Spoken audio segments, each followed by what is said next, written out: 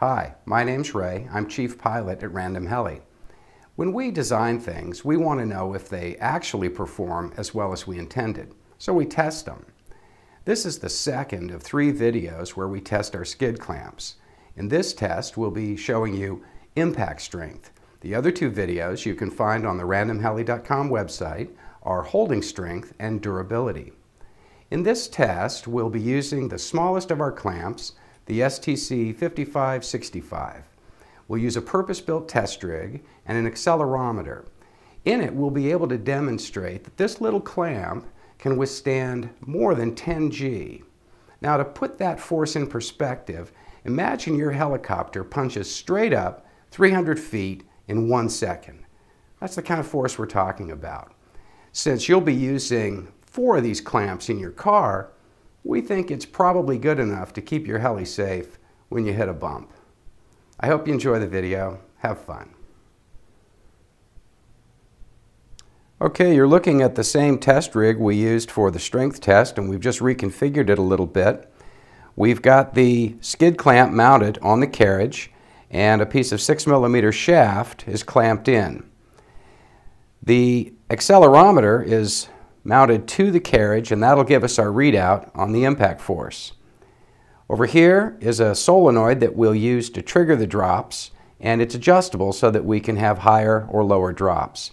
It's set up now to give us about a 6 G impact when the shaft contacts this impact plate. So in a minute I'm going to step around and turn on the accelerometer and we'll begin the tests. So I'll turn on the accelerometer and be ready for the drop test, looking for a solid blue light. As you remember from physics, force equals mass times acceleration, and there's not a lot of acceleration in this drop, but there's a lot of mass. This carriage weighs more than 4 pounds. I'll show you 3 drops at this 6 G height, and then we'll raise the carriage and do some drops at a 10 G height.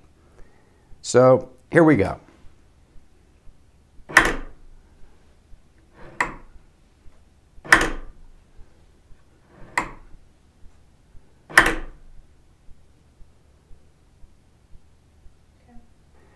Okay, so now we're set up for the 10 G drop test, and we'll run 3 of those.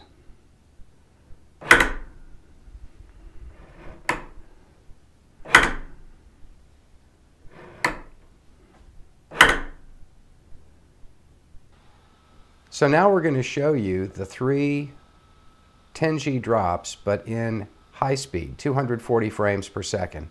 So you really get a look at what's going on during impact.